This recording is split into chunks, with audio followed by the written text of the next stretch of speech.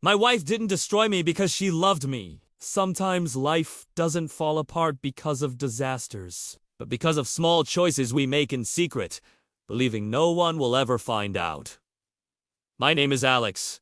I had been married for 7 years. On the surface, we looked like a happy couple, but routine made me restless. My wife was a homebody. She was comfortable with our little nest, her books, her work, and me. But her best friend, Marina, was the opposite. She was bold, vibrant, tempting. I should have known then that what happens in Vegas doesn't stay in Vegas.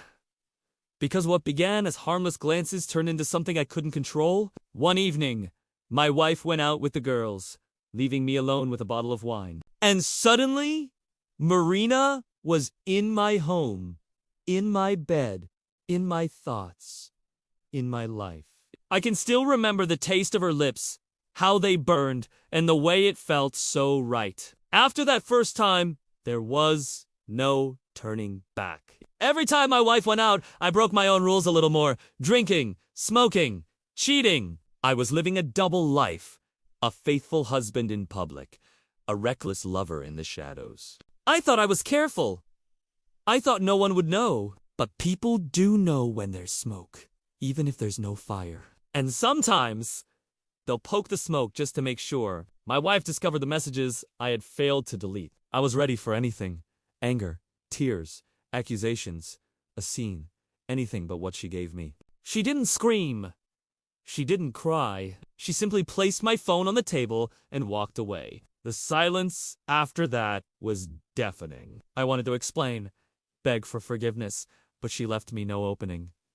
She didn't even look at me. For a week, she acted like I didn't exist. And then she started talking. At first, it was about our relationship, reminiscing about the good times, asking advice, telling stories. All the while, I was drowning in guilt and fear, waiting for the other shoe to drop. But the strange thing was, I liked seeing her vulnerable.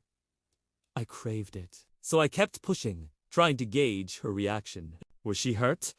Was she angry?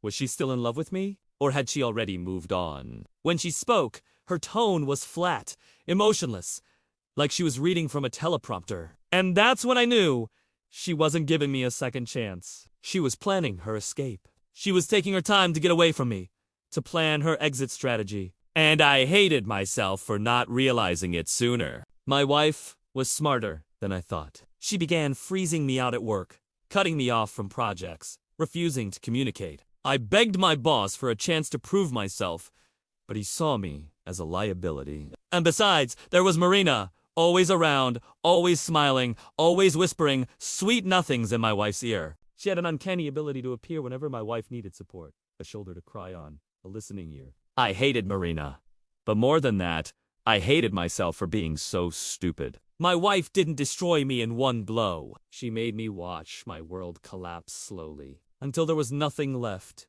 Not my job, not my friends, not my reputation, not her. She took away everything I held dear and replaced it with annoying emptiness that still lingers today. After 6 months of emotional torture, she finally left. No fight, no drama, just a note on the table that read, "Thank you for the experience. I don't need you anymore." And that was her revenge. She didn't destroy me because she loved me. She destroyed me because she didn't. My wife didn't need me anymore, and neither did I. We both got what we wanted.